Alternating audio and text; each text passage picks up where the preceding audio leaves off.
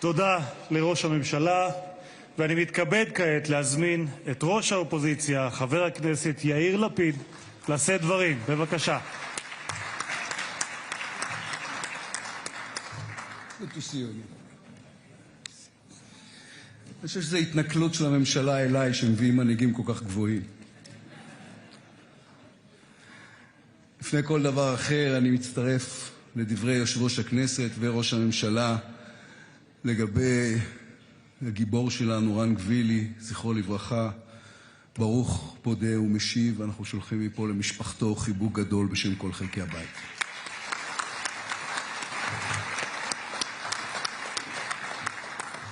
Mr. Speaker, Mr. Prime Minister, distinguished guests, the Speaker has mentioned that in Albanian there is an expression that every Albanian child knows, Besa.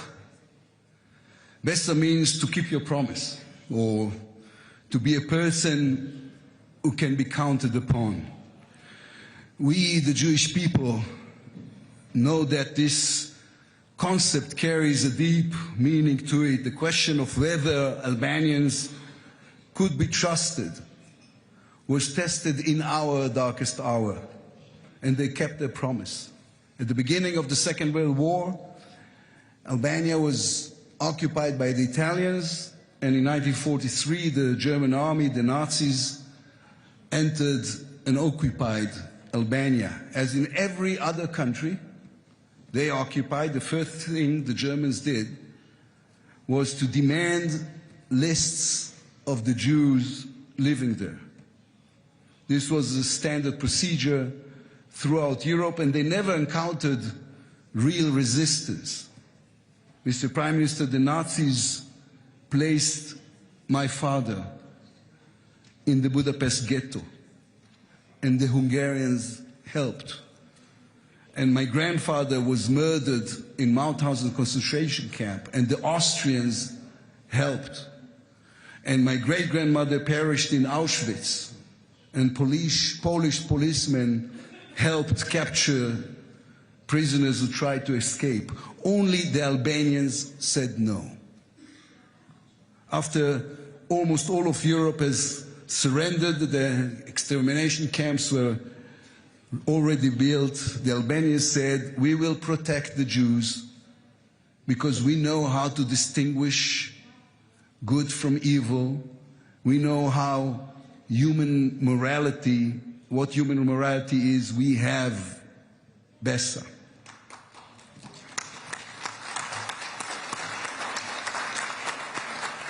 We owe you, Mr. Prime Minister, a debt of honor, and we will never forget it. This lesson of what moral commitment looks like when the world is falling apart returns to us today as the international order we have known for the past 80 years is unraveling almost at once. At the end of the Second World War, when the world was exposed to the horrors of the Holocaust, a new global order was created. Institutions like the United Nations, the International Court of Justice, the World Health Organization, the International Monetary Fund were established. International conventions were signed and international laws were created with one goal: to build a new, more just world in which individuals and nations would be committed to preventing such atrocities. It was a new human experiment, not perfect, not always stable or consistent, but it was the first time in history that most of humanity said to itself, never again. That global order is now collapsing before our eyes. At Davos last week, world leaders made clear again and again in different ways the same thing. The rules that have governed the world since the Second World War no longer exist. International institutions led by the United Nations have ceased to function. And Israel knows this better than anyone. The UN's treatment of Israel is the diplomatic equivalent of a psychotic episode. Israel makes up 0.1% of the world's population, yet accounts for more than 60% of UN condemnation resolutions over the past decade. In 2023, the year of Hamas's October 7th attack against Israel, after Israeli babies were burned alive, women were raped, peaceful civilians were killed, the UN General Assembly passed 15 resolutions against Israel, compared to only 8 against the rest of the world combined. This was not an exceptional year. Over the past 10 years, the General Assembly passed 187 resolutions against Israel and only 86 against the entire rest of the world. During this decade, far more people were killed in each of the wars in Syria, in Yemen, in Ethiopia, in Myanmar, and then in the conflict between Israelis and Palestinians, yes, including the current war in Gaza. Yet the UN continued to vote obsessively against Israel. As the Prime Minister just mentioned, Iran has just committed one of the worst massacres of a state against its own civilians in modern history. We don't yet know the full extent of the killing. The numbers keeps increasing. The photos and images are horrifying. Yet the silence is deafening. Mr. Prime Minister, you and I both know that the UN will still condemn Israel more times than Iran this year as well. Or to be precise, they will again condemn the Jews. Under these circumstances, there is no point pretending that global justice still exists. Democratic states have understood that there is no sense in obeying rules when others ignore them with contempt. But this places us before what seems like an impossible dilemma. If there are no rules in the world, how are we supposed to act in order to protect and strengthen our national interests? The answer is simple. If there are no rules and no order, the only thing we have left is our values. In many ways, the answer to this new era is the Albanian model. In 1943, the world told Albania, there are no rules anymore. If you want to survive, you must surrender. And the Albanians answered, maybe there are no rules left, but we have our values. We believe in the sanctity of life. We believe that you cannot just murder innocent people. We believe in friendship. This is what must happen in the new world we are living in. The collapse of the rules should not lead to chaos, but rather to the creation of new partnerships with nations and people who share our values. We must be realistic. We must recognize that every country has its own interests. We must recognize the need to be strong and able to protect ourselves. Israel has always said that we will defend ourselves by ourselves, and that will never change.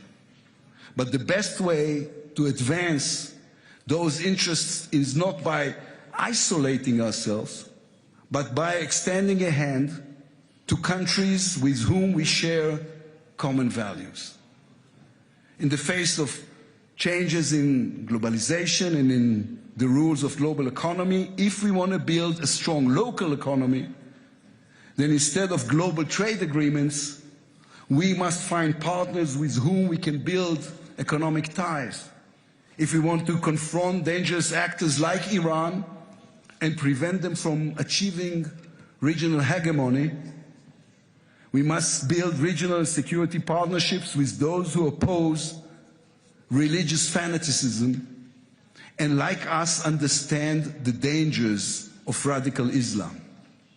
And if we want to ensure the Jews around the world are protected, we must enlist governments and states that are willing to fight anti-Semitism and defend the Jewish communities living within their borders. Small, agile, unilateral agreements are the future of international cooperation. When I served as Prime Minister, we met back then. We formed the Negev Forum and the I2U2 initiative, models of international cooperation outside of the old global order. We saw what was coming and started to build the foundations. Instead of hoping that institutions like the United Nations, which has gone bankrupt, will fix the world, we must know how to build smaller, more agile partnerships directly connected to the challenges that concerns us. We must decide whom we trust and work with them efficiently and confidently. Such a partnership exists between us and Albania. We can deepen it, expand it, and make it serve not only the interests of our two countries, but also our shared values and our shared belief in the human spirit in a relationship founded on Bessa. Thank you very much. Thank you, sir.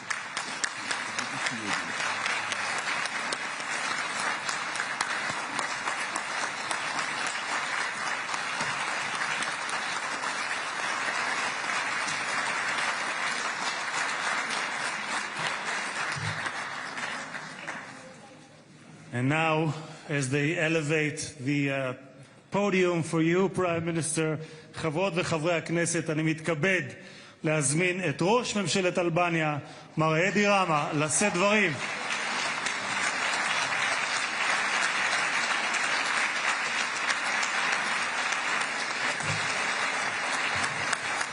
Thank you. Thank you. Thank you.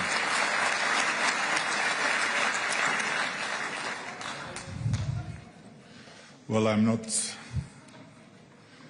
entirely certain that I'm truly standing on the very floor beneath my feet, the same floor from which the most honored guests of this state have addressed this house. And although modesty has never been my most reliable virtue, I confess that I struggle to believe that I deserve such an immense distinction.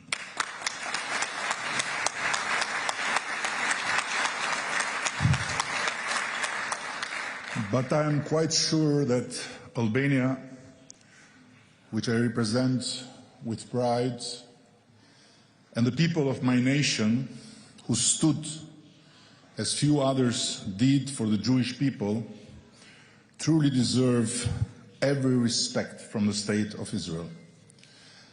And so did the highly distinguished Presidential Medal of Honor that His Excellency President Herzog, a noble and faithful friend of Albania, bestowed on me.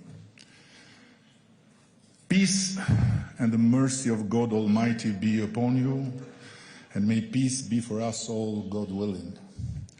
These were the words with which a human lighthouse of courage and reconciliation, a leader whose life and death were shaped by the relentless pursuit of peace, President Anwar Sadat of Egypt, may his memory be blessed, opened his historic address to the Knesset from this very place.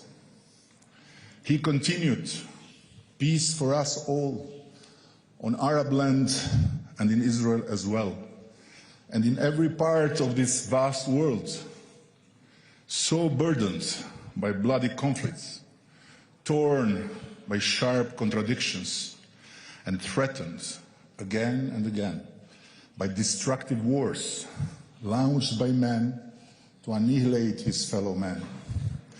For amid the ruins of what humanity has built and the remains of its victims, there emerges neither victor nor vanquished.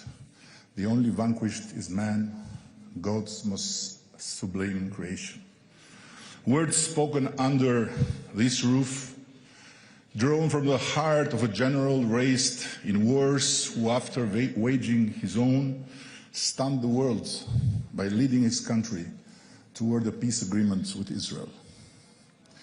Nearly half a century later, they resonate with the same force and the same urgency as when they were first pronounced. Honorable Mr. Speaker, Mr. Prime Minister, Mr. Lapid, ladies and gentlemen of the Knesset, I could not find better words with which to begin my own address and to steady my breath against the very real emotion I knew I would feel in this very special place. And if Mossad had not yet informed you, I can inform you that my knees are trembling.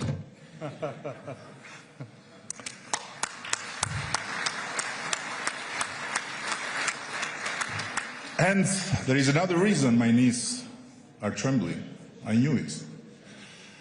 To be fully sincere with you, I also knew that speaking here would feel like a speech delivery exam, having to deliver it in front of one of the top 5 speakers in the world, at least in my own chart, Prime Minister Netanyahu.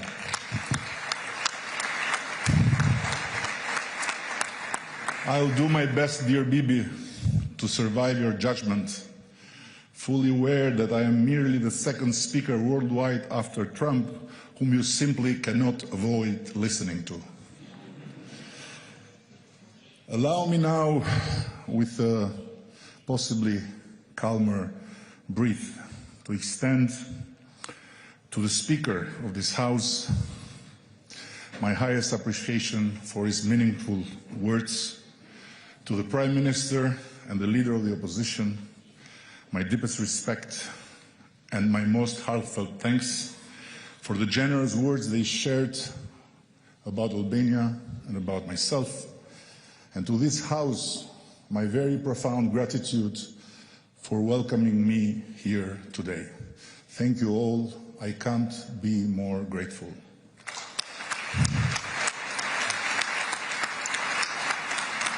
And returning to my speech and to my choice to introduce myself through the words of a great Arab leader, allow me to add something personal, because I have learned that among Jews, everything becomes personal, and rather quickly. I'm not Muslim. My better half is Muslim. I'm Catholic. Our 2 older children from earlier chapters of our lives are Christian Orthodox. And the youngest, our 11-year-old boy, will decide for himself one day, but given his uncontainable excitement whenever he's told that we might make wishes at the Western Wall, the idea that he may one day choose to become Jewish is not completely far-fetched. And that would be fine with us. Just as it would be absolutely fine if he chose to be Muslim or to be Christian. Nevertheless, make no mistake, this small family portrait of ours is not a unique eccentricity. It is in truth a normal Albanian story. The same is true of our 4 traditional religious communities, which celebrate each other's important days, and of their leaders, who gather regularly, as they did, for example, to accompany President Herzog when he laid a wreath at our Holocaust memorial in Tirana during his historic visit, as the first ever Israeli head of state to land in Albania. It is a spirit forged across centuries of hardship, occupation, and poverty. It was this same spirit that brought Albanians of all faiths into the streets to welcome and greet Pope Francis, when he visited our country and with his captivating and saintly voice corrected the label we often use. "No," said the Holy Father, "yours is not religious tolerance, it is religious fraternity, because it rests not on patience, but on the quiet certainty that faith is not weakened by the presence of another faith, it is opened by it. To that spirit we owe with pride one of our highest moral honors. 73 Albanians of all faiths, recognized as righteous among the nations, whose memory shines within the walls of human dignity at Yad Vashem. And with the same pride, we'll soon open our first museum dedicated to the protection and salvation of Jews in the city of Vlora, Albania's largest medieval city, where, guess what, in the 16th century, Jews fleeing persecution in the West made up more than half of its own population. Our young people and the many guests who come from all over the world to visit our beautiful country, where the number of Israeli tourists, by the way, last year grew far faster than from any other nation, will see there with their own eyes and hear with their own ears how small Albania was always a safe refuge for Jews long before our era, and how ordinary Albanians made that very small place the only country on Europe's map to emerge from the Second World War with more Jews than it had when it entered the war. No one else in Europe can claim such a historical clean sheet, with not a single Jew, not one, handed over to the Nazis. And no one better than Albania can bear witness to a simple truth, that being Muslim and being anti-Semitic are not bound together by faith in God, by God's most abhorrent betrayal. And no greater honor and heavier responsibility than to bear witness to this truth here, in the heart of Israel, at a moment when the heartbreaking war in Gaza, through the unbearable suffering of innocent families, both Israeli and Palestinian, has opened a new window of opportunity for peace-building efforts to succeed. There is no doubt that part of this great honor for me is to come here a few days after the Albanian parliament ratified the decision to join President Trump in his efforts for peace and conflict resolution, and to make Albania a founding member of his Board of Peace, humbly contributing to the monumental task of turning that new window of opportunity into a new horizon of hope and prosperity for the people of Gaza and for the region. Now, allow me to take you with me for a moment far from Jerusalem, to the center of our capital city, Tirana. There is a tunnel beneath its heart. It was built to torture the so-called enemies of the people and ultimately to withstand an attack from the United States or the Soviet Union, a paranoia poured into concrete by a regime that feared every light of freedom and held its own people hostage in an open-air prison. This vivid memory has always made me feel sorry for respected and well-meaning international public figures or associations who rightly describe Gaza as an open-air prison, but failed to identify the true jailer of the people of Gaza. They mistook the finger for what the finger it was pointing at. And in doing so, they failed to recognize that the jailer of Gaza is Hamas, no one else but Hamas.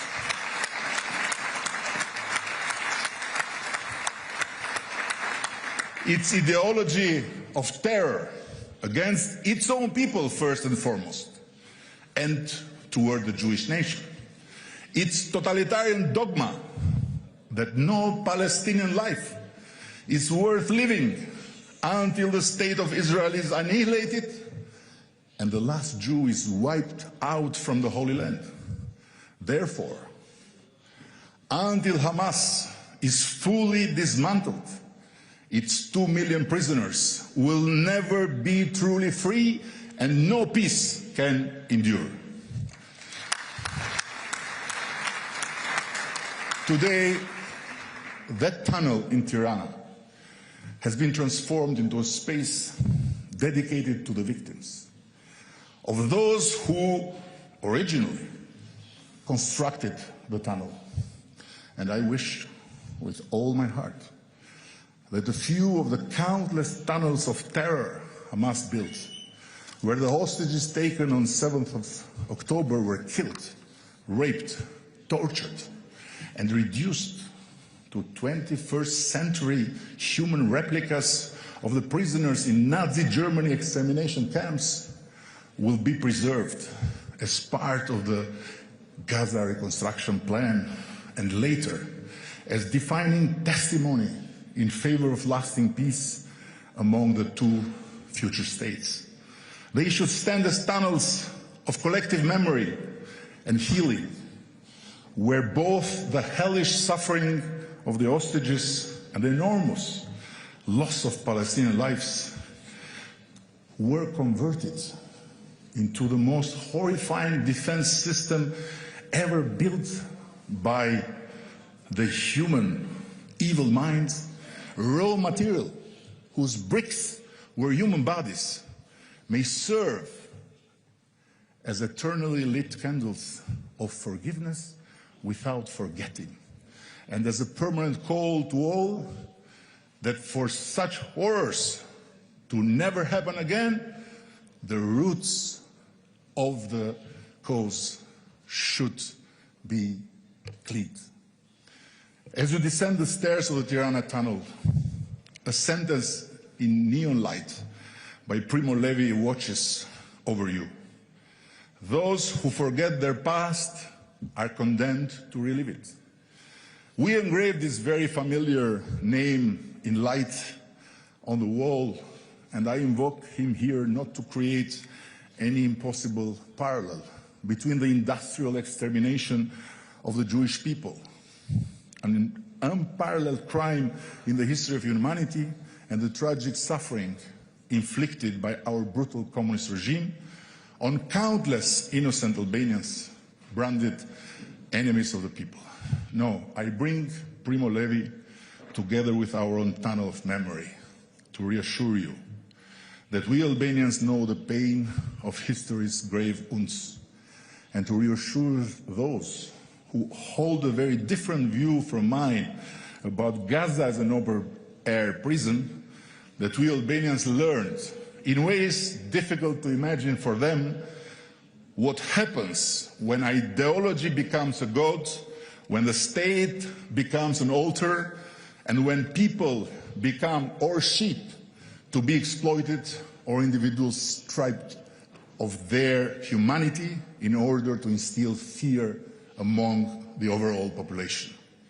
There is a profound history that binds our peoples together. The culminating chapter, of course, is the dark time of the Holocaust, but our shared legacy stretches back centuries. Jews arriving on our shores after the destruction of the temple, Sephardim fleeing the Reconquista, families seeking refuge in our land again and again, whenever Europe descended once more into one of its oldest and darkest impulses, hatred of Jews.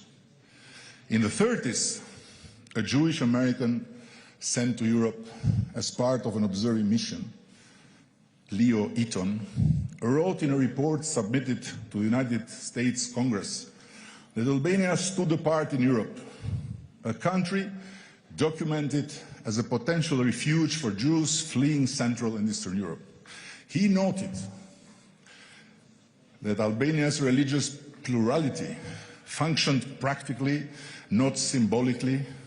Muslims, Orthodox Christians, Catholics and Jews lived within a framework where religion did not determine civil trust. And Albania, he underlined, could be considered as a place suitable for Jewish settlement and refuge where no legal or social barriers existed to Jewish life. Precisely in those years, before the war, while anti-Semitism was rising across Europe, Albania went so far as to recognize the observance of Shabbat as a human right of the Jewish community, becoming a standalone country in our part of the world to legally bind both public and private employers to respect it. And during the Holocaust, when the Nazi envoy, Hermann Neubacher, demanded lists of Jews and their gold, our representatives replied with a sentence that deserves to be carved in stone: "You can have the gold, not the Jews."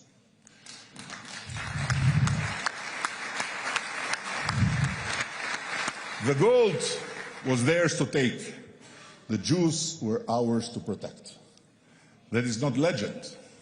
That is Albania, where Jews were not hidden from society, but they were hidden by society. And if you want the explanation of this miracle, you do not need a political theory or a rabbi. Although I know rabbis can explain the most difficult things with the simplest words and can even foresee miracles. No, you need only one sentence from our first written law, the medieval Code of Honor. The house of the Albanian belongs to God and the guest. Not the guest you invite, of course, him too, but the guest who knocks on your door, the stranger who needs help. And betraying that guest in our code is the most unforgivable crime. It stains your reputation with shame and punishes all your family with exclusion from the life of the community. So, better to die than give up your guest. And since Jews happen to be Albania's guests, when the most fearsome machinery of death humanity had ever created reached our land, for Albanians, and first and foremost for Muslim Albanians, who then formed an overwhelming majority, the choice was cruelly simple. We would rather die than give up our Jews.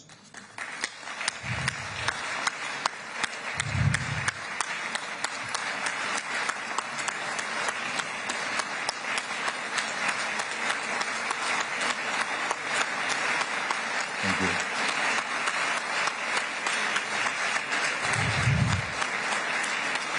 Thank you. This luminous chapter of Albanian history carries a message of pressing relevance for today's world. Today's world that must be reminded again and again of what Hannah Arendt taught us with ruthless clarity. Evil is often not demonic or spectacular, but ordinary, at the risk of being it. Evil, it is simply banal. The tragedy of the Holocaust was not only the cruelty of a few, it was the passivity of the many. But in one small country, our country, the opposite happened. Our people were poor, they lacked power, they had no army or any strategic border, but they possess something infinitely more precious. For that moment in history, the ability to see a human face and recognize a moral obligation. When others delivered their Jews neighbors to the authorities, Albanians delivered them to safety.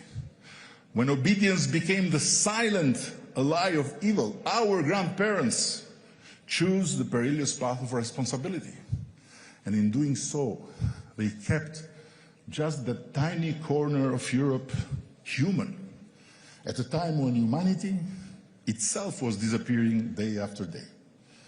This story is not an ornament displayed to impress others. It is a compass we must follow if we wish to remain worthy of the gift of life granted to us by the same God, and to make something worthy of that gift on this earth, so that our children and their children will not suffer tomorrow because of what we lack the courage to face today or fail to learn from yesterday. This is why Albania was among the first countries in Europe to pass new advanced legislation against anti-Semitism, why we have integrated Holocaust education into our school curriculum, and why we are building now in Europe, in the middle of Europe, two particular cultural spaces inspired by the gravitational force of the shining examples set by our Muslim and Christian grandparents, who risked their lives to save Jewish lives. But this is not only about Jews. This is about humanity. And not humanity as a generic word, but our humanity. This is why for many years now, Albania has offered protection to several thousand Iranian citizens, whose opposition to the butchers of Tehran placed their lives in grave danger. It was not without risk for us, and it's not without risk today. To remain human when one's humanity is under pressure is never without danger. On the contrary. And because we took that risk, some years ago Albania suffered a massive cyber attack directed from Iran aimed at destroying our entire digital public infrastructure. We resisted it, they did not prevail. And I want to tell you, we were told by powerful friends not to overreact to Iran because they are big and they are dangerous. But we gave Iranian embassy personnel only 24 hours to leave the country and cut even the very thin hair of connection we had with the Khomeiniist Republic, which I'll never describe as Islamic, because Islam is love and humility. Khomeinism is hate and death. And it's not written here, but I want to simply do what Bibi does all the time, get out of my written speech and say the following.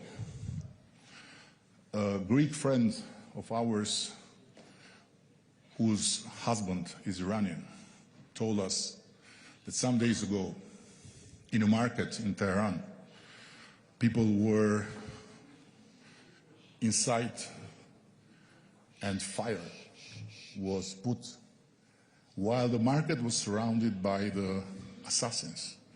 So people had two choices, one choice, or to be burned by the flames inside the market or to be killed at the doors of the market. But my question here is this: how is it possible that while the global media talks about 30,000 people killed in 3 days, there is no gathering in any square in Europe against the Ayatollahs and to call for the end of that regime?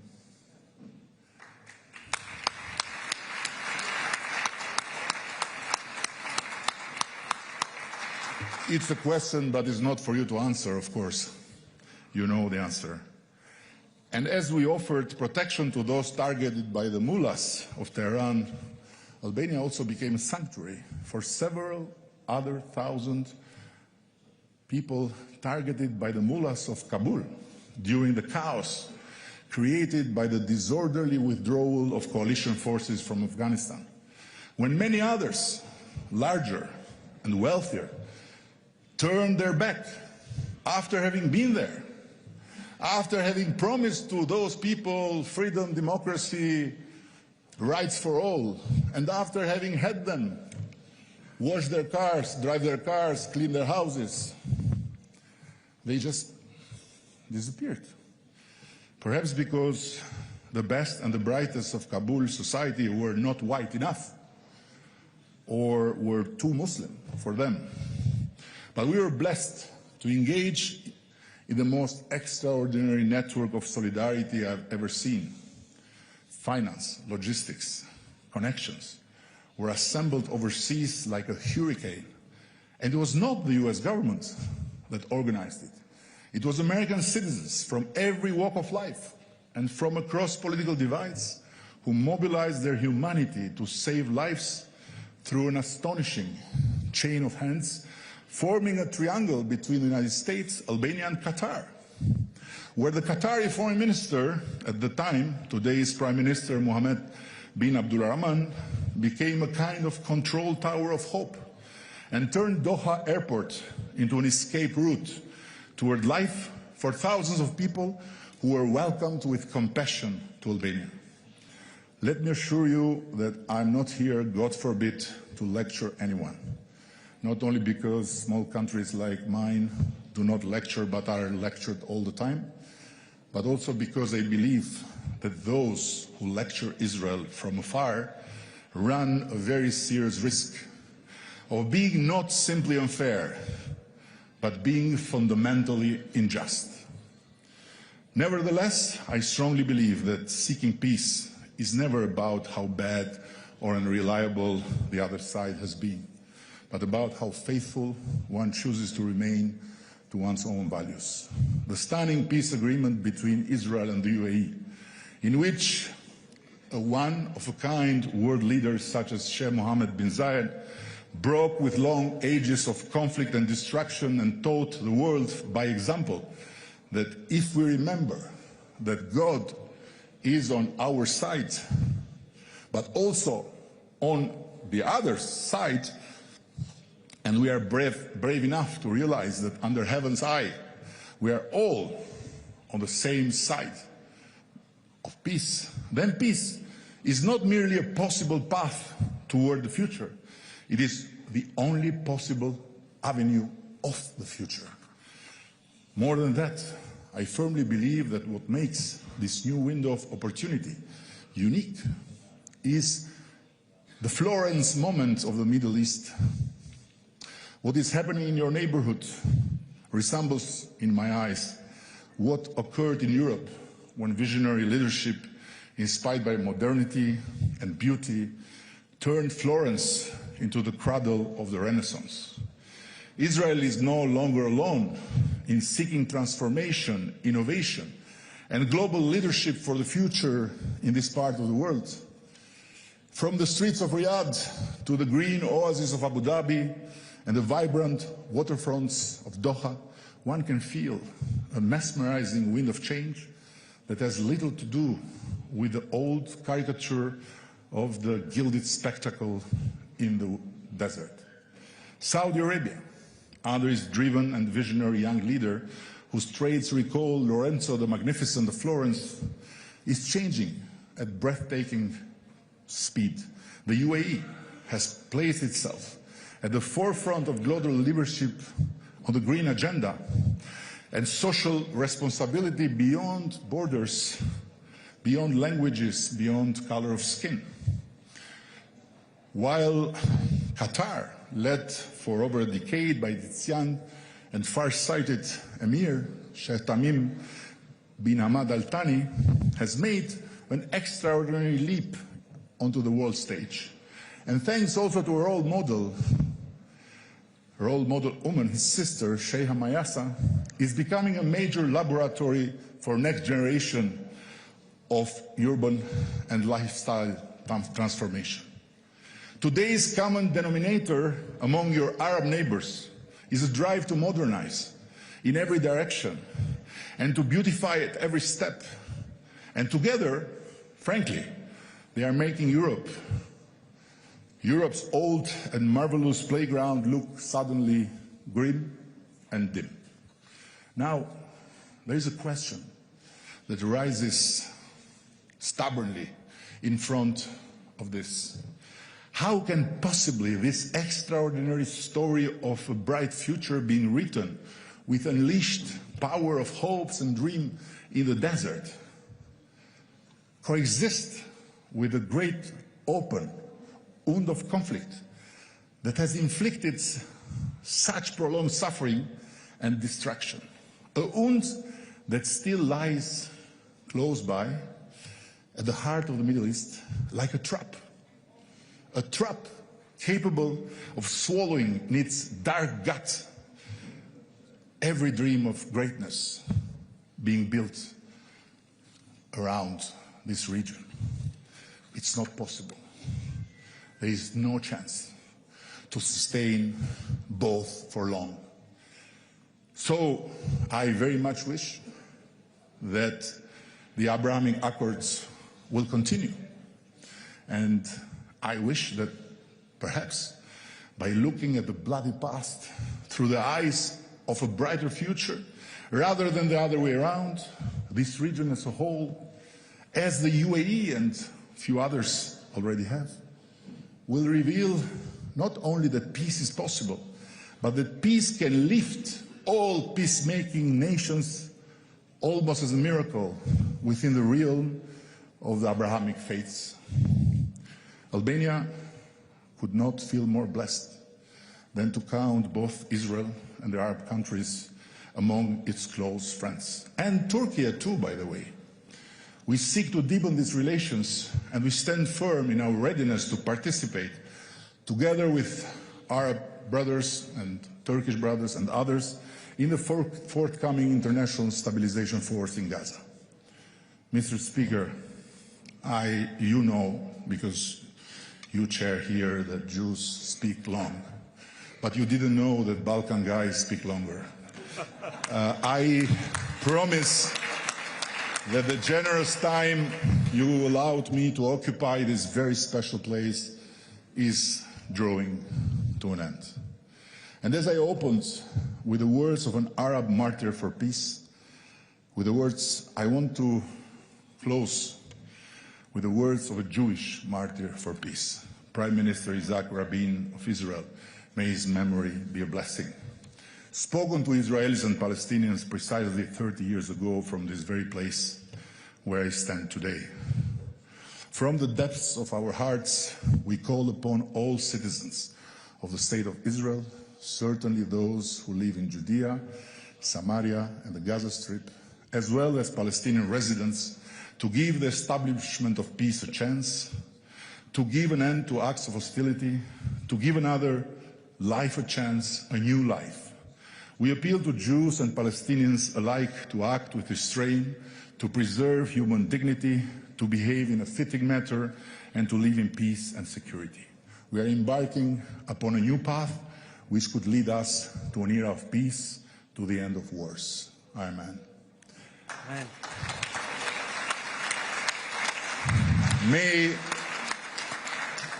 May the memory of those who perished be a blessing.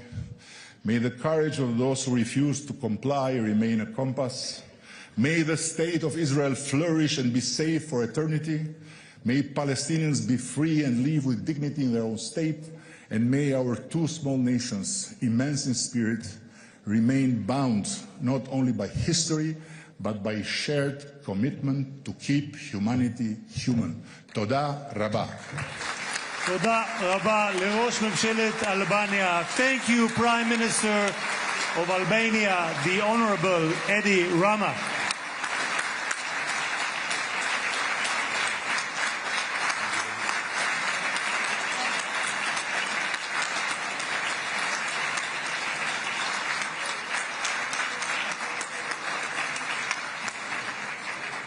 כבוד יושב ראש הכנסת וכבוד ראש ממשלת אלבניה.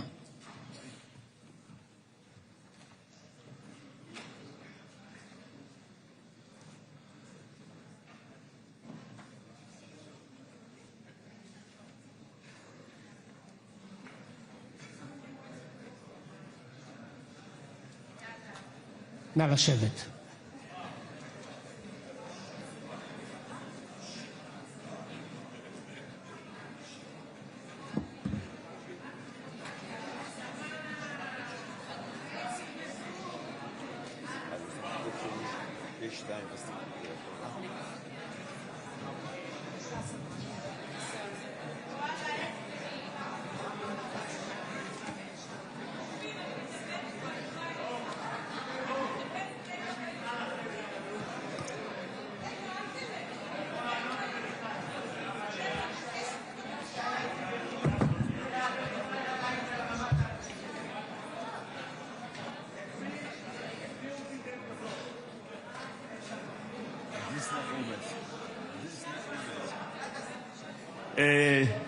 אנחנו ממשיכים בסדר היום. תודה רבה לכולם. אני מבקש לשבת. חברות וחברי הכנסת, אנו ממשיכים בסדר היום. הודעה למזכיר הכנסת, בבקשה. תודה. ברשות יושב ראש הישיבה אני מתכבד להודיעכם כי הונחו היום על שולחן הכנסת הצעות חוק לדיון מוקדם, החל מהצעת חוק שמספרה פ/6484/25 ועד להצעת חוק שמספרה פ/6515/25. עוד הונחו לקריאה שנייה ולקריאה שלישית מטעם הממשלה הצעת חוק לתיקון ולהארכת תוקפן של תקנות שעת חירום חרבות ברזל (הארכת מעצר לחשוד בעבירת ביטחון) (תיקון מס' 8), התשפ"ו 2026, וכן הצעת חוק לתיקון ולהארכת תוקפן של תקנות שעת חירום חרבות ברזל (פגישה עם עורך דין של עצור בעבירת ביטחון) (תיקון מס' 7), התשפ"ו 2026, שהחזירה ועדת החוקה, חוק ומשפט. כמו כן, הונחו על שולחן הכנסת לקריאה ראשונה מטעם הכנסת הצעת חוק זכויות הסטודנט (תיקון מס' 11), תנאים והגבלות להפסקת לימודים של סטודנט המשרת במילואים והרחבת תחולה, התשפ"ו 2026, של חבר הכנסת מיכאל מרדכי ביטון, והצעת חוק עובדים זרים (תיקון מס' 25), חובת בדיקה של רישיון עובד זר, התשפ"ו 2026, של חברי הכנסת אליהו רביבו, יבגני סובה וקבוצת חברי כנסת. כמו כן, הונח על שולחן הכנסת לוח תיקונים להצעת חוק משפחות חיילים שנספו במערכה, תגמולים ושיקום, תיקון מס' 47, התשפ"ו 2026. בנוסף, הונח על שולחן הכנסת הסכם מסגרת לשיתוף פעולה כללי בין ממשלת מדינת ישראל לממשלת הרפובליקה של דרום סודאן. עוד הונח על שולחן הכנסת תשובות שר החינוך למסקנות הוועדות הבאות. מסקנות ועדת החינוך, התרבות והספורט בעקבות דיון מהיר בנושא הנגשת מסגרות החינוך לסטודנטים עם נכויות שקופות לאור אתגרי התקופה והמלחמה, של חברי הכנסת מיכל מרים וולדיגר, משה טור פז ויבגני סובה, וכן מסקנות הוועדה המיוחדת לזכויות הילד בעקבות דיון מהיר בנושא היעדר מדיניות ונהלים במערכת החינוך לטיפול בילדים החיים לצד הורי הלום קרב או נכי צה"ל, של חברי הכנסת מיכאל מרדכי ביטון, יצחק קרויזר, עופר כסיף, שרון ניר, אביחי אברהם בוארון ומאיר כהן. לבסוף הודיעכם כי הונח על שולחן הכנסת, הונחו היום על שולחן הכנסת מסקנות ועדת הכלכלה בעקבות דיון מהיר בנושא אי יישום החלטת הממשלה בעניין התחרות בתחבורה ציבורית, של חברי הכנסת יעקב אשר, יוראי להב הרצנו, עופר כסיף, ואליד אלהואשלה ויבגני סובה. תודה. תודה רבה, אדוני. אם כן, הנושא הבא על סדר היום, הצעות להבעת אי אמון בממשלה. אני מזמין את חברת הכנסת מירב בן ארי לנמק את ההצעה מטעם סיעת יש עתיד. בבקשה גברתי, ומהרגע שתתחילי לדבר 10 דקות לרשותך. תודה רבה אדוני היושב בראש, כנסת נכבדה. לפני שאתחיל את האי אמון שלי, אני דבר ראשון כמובן רוצה להתייחס לשובו של גיבור ישראל רן גבילי, זיכרונו לברכה, שחזר היום לקבורה במדינת ישראל, המדינה שכל כך אהב ונלחם למענה. מי השר? הנה הוא נכנס. אני רוצה להגיד כמה מילים על רני. לפני הכל, רני גבילי חלם להיות לוחם ושוטר כבר מגיל צעיר. הוא התגייס כחייל לגולני ונפצע במהלך השירות שלו בתאונת אימונים ושבר את עצם הירך.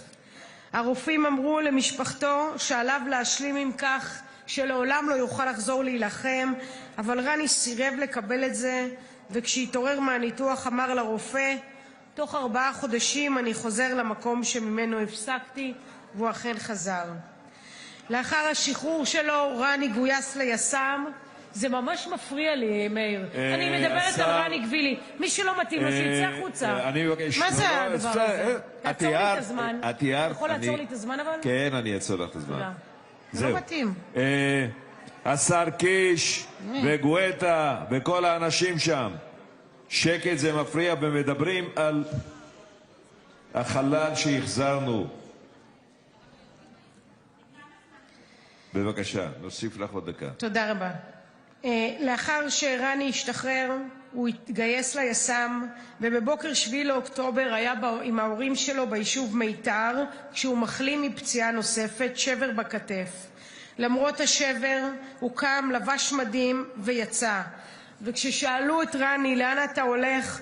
הוא אמר, נראה לכם שאני אשאר בבית כשאני יודע שהחברים שלי נלחמים? אין מצב כזה. במהלך הלחימה בצומת אלומים הוא הוביל את הכוח, הוא היה קר רוח, חד, נתן פקודות ותמיד ראשון. כשהגיע רכב המחבלים הוא פתח באש והסתער, ועם קצין נוסף יצא למרדף. שניהם נקלעו למערב, נלחמו ועצרו מחבלים רבים מלטבוח באנשי קיבוץ אלומים. בהקלטת הקשר האחרונה של רני הוא נשמע אומר, אני לא יכול להרים את הראש, אני מקבל אש, התחמושת אוזלת. בשעה 10:39 התקבל ממנו הקשר האחרון.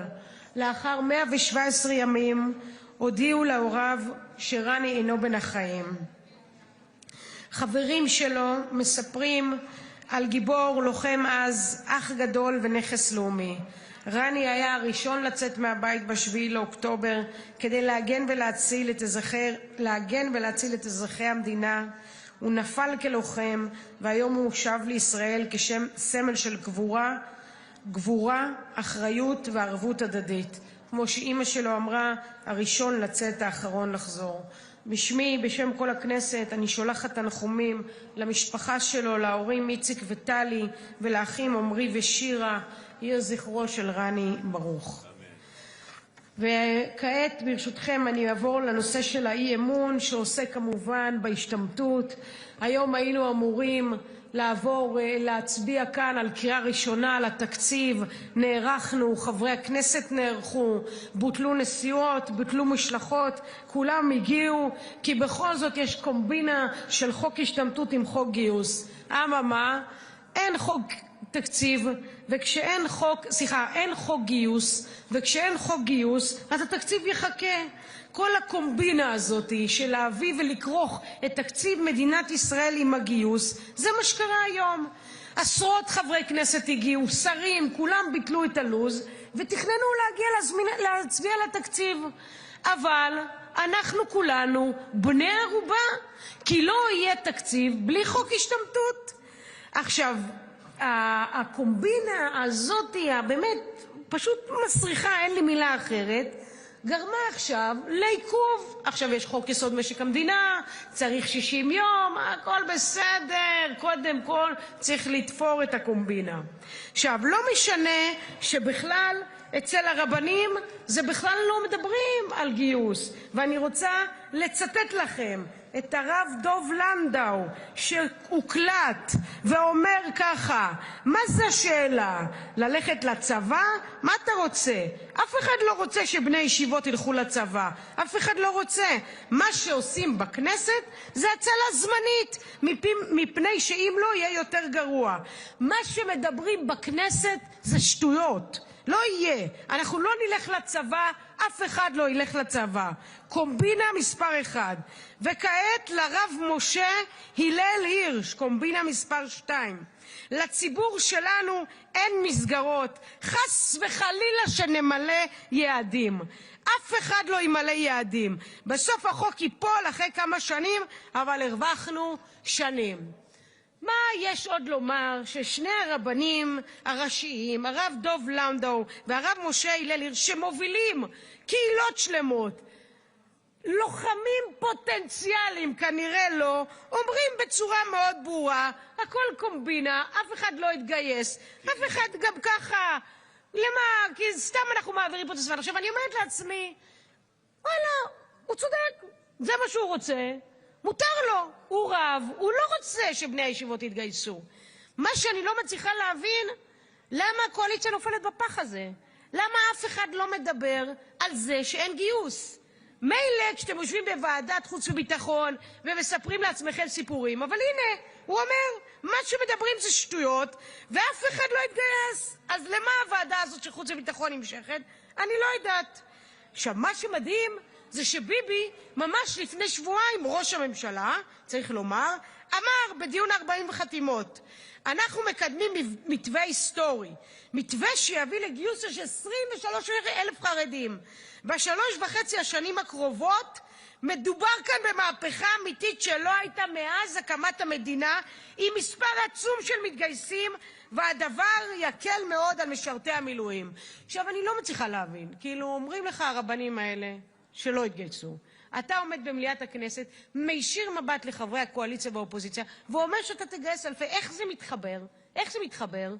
שקר? כנראה. כי הרי רק בשבוע שעבר הוא עלה במליאה ואמר שהוא היחיד שהלך למבקר המדינה. מסתבר שכל ראשי מערכות הביטחון הלכו. עכשיו באמת תראו, מילא שראש הממשלה משקר, כבר התרגלנו. אבל איפה כולם? לאף אחד לא אכפת מהקומבינה המסריחה הזאת? לאף אחד לא אכפת שכל תקציב המדינה מחכה לראות אם יש השתמטות או לא? אתה חבר כנסת רציני, אלי דלל, לא מפריע לך שעומדים רבנים ואומרים אף אחד לא יתגייס? איך אפשר ביד אחת לתת חקיקה לאנשי מילואים, וראיתי יש לו הטבות ונופשים, ומה הוא לא מביא? ומצד שני לירוק להם בפרצוף ולשלוח להם עוד צו, ועוד 300 ימים, ועוד 40 ימים. לא מבינים שהמילואימניקים האלה, המסכנים האלה, כבר איבדו את העסק, חלקם איבדו את המשפחה, חלקם פוסט-טראומטיים. מה יעזור שתזרוק עליהם עוד נופש ועוד נופש, אם בסוף הוא צריך עוד אנשים שיחליפו אותו? מה רוצה המילואימניק בסוף? אתה יודע מה הוא רוצה? שיחליפו אותו. שיחליפו אותו. אתה יודע, אני אספר לך לקראת סיום, ביום שישי היה לי שיחה עם אחיין שלי, שהוא בצו 8 מהיום שהוא השתחרר. חשבתי לך דקה. תודה. הוא 1.5 שנה בצו 8, בעיקרון בעולם תקין, הוא היה משתחרר, תסלחו, מתחיל לימודים. סבבה, כמו כל זה. עכשיו הוא אמר לי, מירב, אני בהתלבטות, כי מצד אחד הצבא צריך אותי, ואני יודע שהוא צריך אותי כי יש לו התמחות מסוימת, והוא תומך לחימה. מצד שני, מתי שהוא אמור להתחיל את החיים שלו? מתישהו, אז מה יעזור, תגיד לי, שהוא יקבל עוד נופש, ועוד קופון, ועוד קופון? בסוף הוא צריך להתחיל את החיים. ואיפה אנשי המילואים שיש להם משפחות וילדים? מה איתם? איך אפשר באמת להמשיך ולירוק בפרצוף של אנשי המילואים ולקדם כאן השתמטות, כשהרבנים בעצמם אומרים, ובזה אני מסיימת, אומרים בעצמם שמה שאומרים בכנסת זה שטויות ושאף אחד לא יתגייס. והעובדה שאתם שותקים ואף אחד מכם לא אומר, עובדים עלינו בעיניים, באמת אני לא יודעת מה עוד צריך לקרות כדי שתבינו שבחוק הזה אף אחד, אבל אף אחד לא יתגייס, ואותם אנשי מילואים ימשיכו לשאת בנטל בשביל כולנו. תודה רבה. תודה רבה, גברתי. אני מזמין את חבר הכנסת חמד עמאר. השר משיב משולב, כן? בבקשה. חבר הכנסת חמד עמאר ינמק את ההצעה מטעם סיעת ישראל ביתנו, העבודה וכחול לבן, המחנה הממלכתי.